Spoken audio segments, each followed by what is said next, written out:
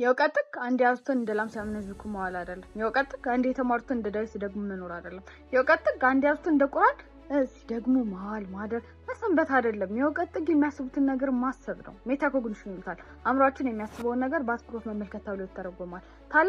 ታላላቅ አዋቂዎችና ፍላስፎች የሚያስቡትን ነገር ትርጉም ለመስጠት ጊዜያቸውን፣ ገንዘባቸውን፣ እራሳቸውንም ሳይቀር ሰውተዋል።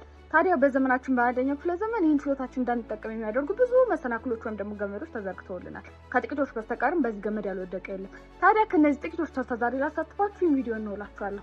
ሃይ ቢታኒያ ነኝ። ሰዓቱ ደግሞ እስኪ ትንሽ እናውራ ነው። ዛሬ በውይይታችን ስለ ዶፓሚን ዲቶክስ በደንብ ነው የምናወራበት። ሶሻል ሚዲያ እኛ ጭንቅላት ውስጥ እያመጣ ያለውንም ኢምፓክት በደንብ እንወያይበታለን።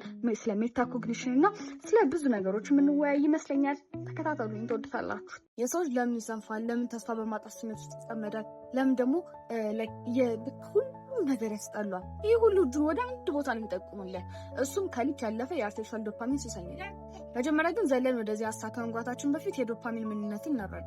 ዶፓሚን ምን ማለት ነው? ዶፓሚን በአንጎላችን ውስጥ የሚገኝ ኬሚካል ሲሆን የደስታ የተነሳሽነትና የሽልማት ስሜቶችን ከበላይ ሆነ የሚያበረክትልን ከሚመጣበት ከሶስቱም ዶፓሚን ማለት ነው። ከሶስቱ በሁለት እንከፍለዋለን። እነሱም ናቹራል ዶፓሚን እና አርቲፊሻል ዶፓሚን ብለን። ናቹራል ዶፓሚን ብለን የምንለው ነገር ከብዙ ጥረትና ቆይታ በኋላ ቀስ በቀስ የሚጨምር ሲሆን የሚፈጥረውን ስሜት ዘላቂ፣ ለምሳሌ ያህል መማር፣ ሜዲቴት ማድረግ ወይም ደግሞ መጸለይን መመልከት እንችላለን።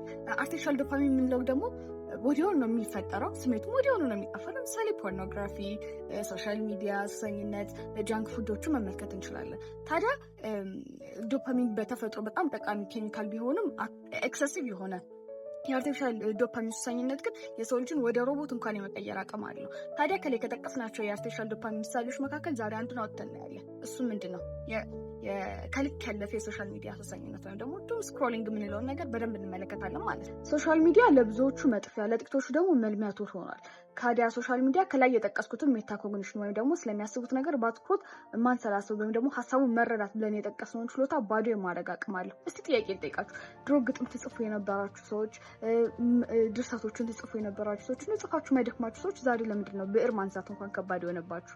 ድሮ ታነቡ የነበራችሁ ሰዎች ለምንድን ነው ዛሬ አንድ ፔጅ እንኳን ማንበብ በጣም ተአምር የሆነባችሁ? ድሮ ሰርታችሁ ማይደክማችሁ ሰዎች ገና ካልጋ ለመነሳት ስታስቡ ለምን ይደክማችኋል?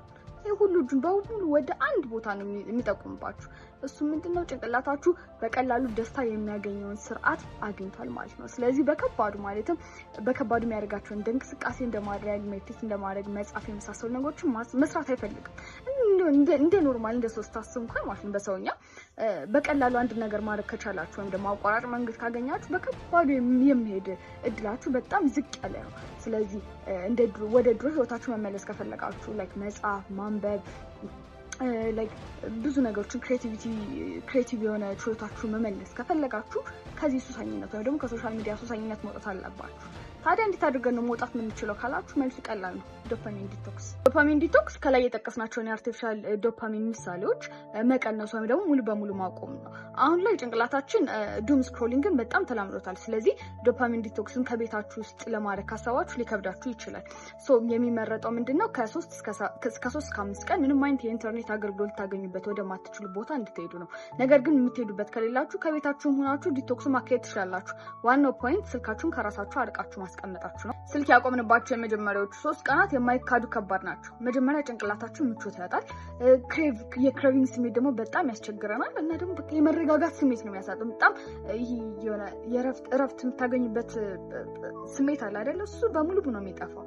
ይህ ቀላል ነገር ነው፣ ኖርማል ነው። ጭንቅላታችን ምቾት ማጣቱን ወይ ደግሞ ኮምፎርት ዞን ውስጥ መውጣቱን የሚያሳይበት መንገድ ነው።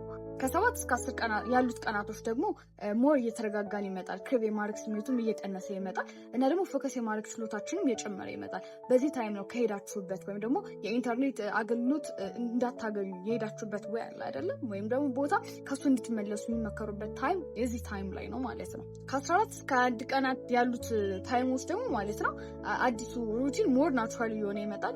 የመነቃቀስ ስሜት ይታይበናል እና ስክሮል የማድረግ ፍላጎታችን ደግሞ ሙሉ በሙሉ በሚባል ደረጃ ይቀንሳል። ይቀንሳል። ይህ የመላመድ ሂደት ተብሎ ይጠራል። ከ30ኛው ቀናት በኋላ ደግሞ አዲሱ ሩቲን ሞር ሪዋይርድ ይደረጋል እና ደግሞ አዲስ የሆነ አዲስ ሩቲን አዲስ ሀቢት ውስጥ እየገባችሁ ትሄዳላችሁ። ታዲያ የብዙ ሰዎች ስህተት የሚጀምረው እዚህ ጋር ነው። ዶፓሚን ዲቶክስ እዚህ ጋር የሚያልቅ ይመስላችኋል። ነገር ግን ዋናውን ስራ ሰራችሁ እንጂ ከዚህ በኋላ የሚቀጥለውን ስራ እጅግ በጣም አድካሚ ነው። ቢካዝ ጭንቅላታችን አንዴ ከወጣበት ሀቢት ተመልሶ እንዳይገባ የመጠበቅ ኃላፊነትም አለብን። ቢካዝ ትንሽ ትሪገር የሚያደርገው ነገር ከመጣ ወደዛ ሀቢት ተመልሶ የመግባት ፖሲቢሊቲ በጣም ሀይ ስለሆነ ራሳችሁን እንዴት መጠበቅ እንደምትችሉ እነግራችኋለሁ። እንደኔ ከሆነ ሁሉም ሰው ስክሮል ባያደርግ እመርጣለሁ። ነገር ግን የምንኖርበት ዓለም ለዚህ የተመቻቸች አይደለችም።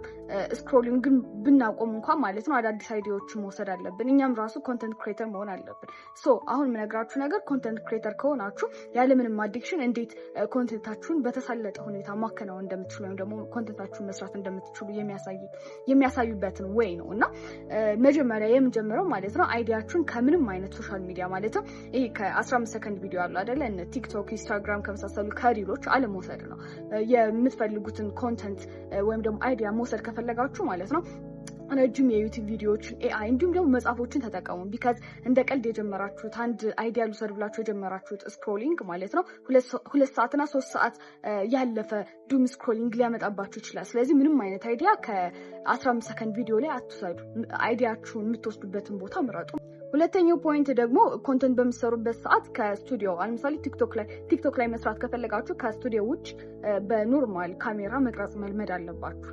ይህም ደግሞ ማለት ነው ጭንቅላታችን አፕሊኬሽኑን እንዳይለምደው ያደርግልናል። ነገር ግን እንትን የምትሰሩ ከሆነ አይ ቲንክ ሊፕሲንክ የምትሰሩ ከሆነ ማለት ነው እንዴት እንደምትሰሩ ማወቅ አለባችሁ። ቢካዝ ሊፕሲንክ ከሰራችሁ በኋላ ወዲያውኑ መውጣት የእናንተ ግዴታ ነው የሚሆነው። ምንም አይነት ስክሮል ከማድረጋችሁ በፊት እንደቀረጻችሁና ፖስት እንዳደረጋችሁ መውጣታችሁ በጣም በጣም ጠቀሜታ አለው እና ፖስት ካደረጋችሁ በኋላ እና ወዲያውኑ ከወጣችሁ በኋላ ናቹራል ዶፓሚን የሚሰጧችሁን ነገሮች ማድረግ አለባችሁ። ለምሳሌ ወኪንግ ወይም ደግሞ ዋክ ታደርጋላችሁ ወይም መጽሐፍ ታነባላችሁ ወይም ደግሞ እንደዚህ አይነት ስሜት ውስጥ ሊያስገባችሁ ከሚችሉ ነገሮች መውጣት አለባችሁ። ቢካዝ ጭንቅላታችሁ አንድ ያህል ነገር ፖስት ካደረገ በኋላ በዛ ውስጥ የመጠመድ ፖሲቢሊቲ በጣም ሀይ ነው። ስለዛ ማሰብ፣ ማሰላሰል፣ ስንት ሰው ላይክ አደረገልኝ፣ ስንት ሰው ኮሜንት ጻፈልኝ የሚለውን ፖይንት ራሱ ማስወገድ ትልቁ ኃላፊነት ነው የሚሆንባችሁ። የመጨረሻው ፖይንት ብዙ ሰው ጋር ላይ ስማማ ይችላል። ነገር ግን ቶሎ አዲክት እንደምትሆኑ ካወቃችሁ ማለት ነው በየቀኑ ቲክቶክ ላይ ፖስት ማድረግ አይጠበቅባችሁም።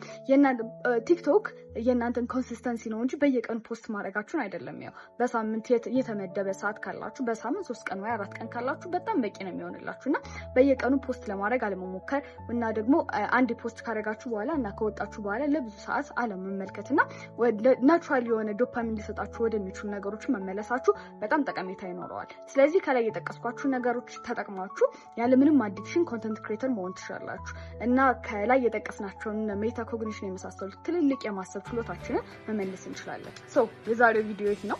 እንደምትጠቀሙበት ተስፋ አለኝ። ፖይንቱ ሶሻል ሚዲያን ተጠቀሙበት ለማለት ነው እንጂ አይጠቀምባችሁ፣ አዲክሽን ውስጥ አትግቡ እና ጭንቅላታችሁ በዚህ ምድር ላይ ከተሰጣችሁ ትልቅ ስጦታዎች መካከል አንዱ ነው። ተጠቀሙበት፣ አታባክኑት። ቢካዝ ትጠየቁበታላችሁ። ጭንቅላቱ የማይጠቀምበት ሰው ከፈጣሪ ፊት ይጠየቅበታል። ቢካዝ ትልቅ ሀብት ነው የተሰጣችሁ ነው። ፖይንቱ አዲክሽን ውስጥ አትግቡ፣ ምንም አይነት አዲክሽን ውስጥ አትግቡ። ራሳችሁን ግዙ፣ ኮንትሮል አድርጉ ለማለት ነው። ያው እኔም እዚህ ነገር ውስጥ እጠቃለሁ። እንግዲህ ማውቀውን የነገርኳችሁ። ባይ ባይ።